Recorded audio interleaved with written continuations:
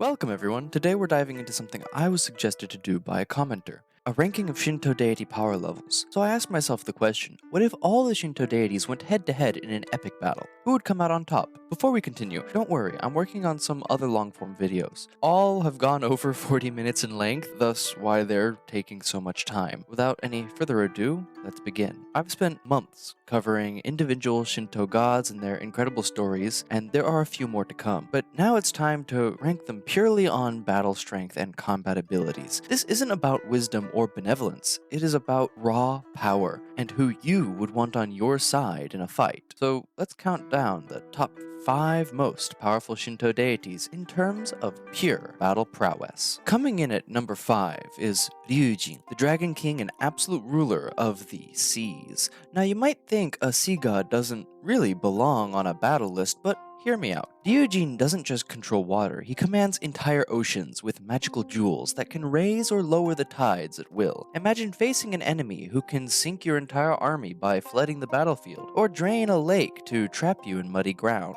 But it gets better. He's not just a sea god, he's a dragon god. We're talking about a deity who can transform into a massive serpentine dragon with incredible strength and ancient wisdom. Throughout Japanese history, he's been called upon by emperors and empresses for military aid, most famously helping Empress Jingu defeat Korean fleets by controlling the very waters they sailed on. But that's against human enemies. What about other deities, you might be asking? Well, that's why he's at the bottom of our list. In the Tamatori Hime legend, Tamatori Hime, a legendary ama or pearl diver, dove down to the bottom of the sea and stole a priceless jewel from Ryujin.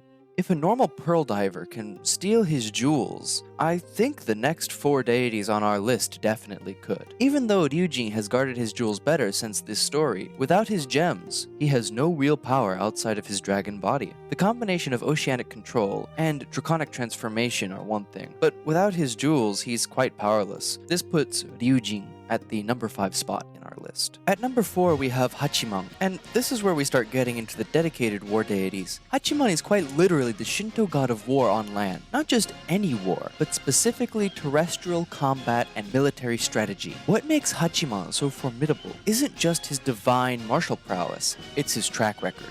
This is the deity that samurai warriors prayed to before battle for centuries. He's been the divine patron guiding Japanese military victories throughout the nation's history. Think about that for a moment. While other gods might have impressive mythological feats, Hachiman has been actively involved in real-world warfare over 1,000 years. He understands strategy, tactics, and the psychology of battle in ways that pure elemental gods might not. Hachiman represents the accumulated military wisdom and divine protection that has shaped Japan's warrior culture. When you're facing a god who has guided countless samurai to victory, you know you're in for a serious fight. He would easily be able to handle all human and even most divine foes. Number 3 has to go to Takemi Kazuchi, and his placement here is based on one absolutely incredible feat. He conquered an entire nation all by himself. We're not talking about leading an army or providing divine support like Hachiman. Takemi Kazuchi personally, single-handedly, conquered the land that would become Japan. The legends tell us he accomplished this through a combination of martial skill and the power of his legendary sword. The same divine blade was so powerful that it later helped Emperor Jimmu in his own conquest of Japan. Think about the level of combat ability required to subdue an entire nation's worth of enemies, spirits, and rival deities. That's not just strength, that is overwhelming, unstoppable battle prowess. Takemi Kazuchi also represents divine martial arts and is considered a thunder god, adding elemental power to his already incredible fighting skills. When a deity can quite literally conquer nations as a solo act, they definitely earn their place in the top 3. At number 2 we have Susanoo, the storm god, and his placement here is obvious, especially when considering his most famous tale. The battle against Yamata no Orochi is one of the most epic combat stories in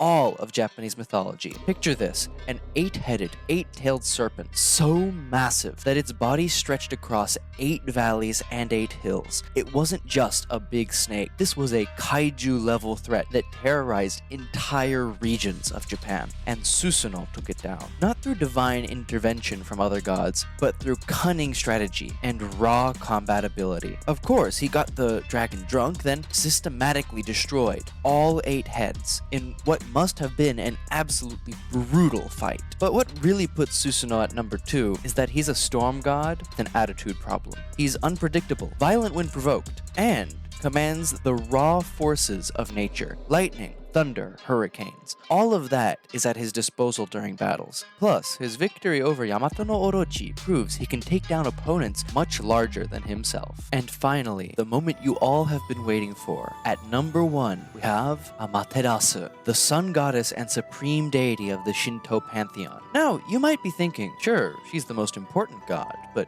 is she really the most powerful in battle? The answer is yes.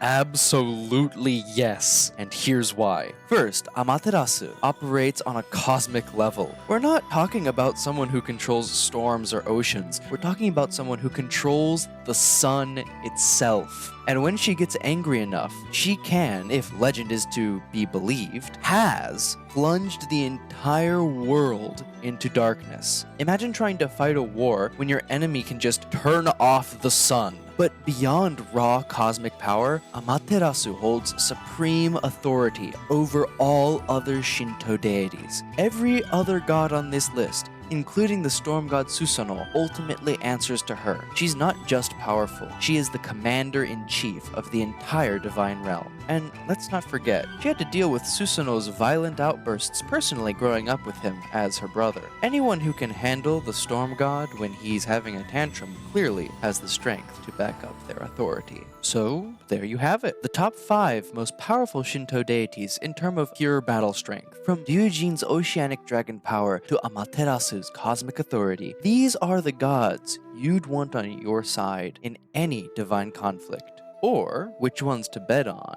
in a divine Colosseum battle. What do you think of this ranking? Did I miss any powerful Shinto deities who deserve a spot? Let me know in the comments below. And if you enjoyed this deep dive into Shinto combat power, make sure to subscribe for more Japanese mythology content. Thank you for watching, and I'll see you in the next video, whenever that is. These long-form videos take forever to research, write, and record and edit. This one's special because it was pretty straightforward. Anyway, bye!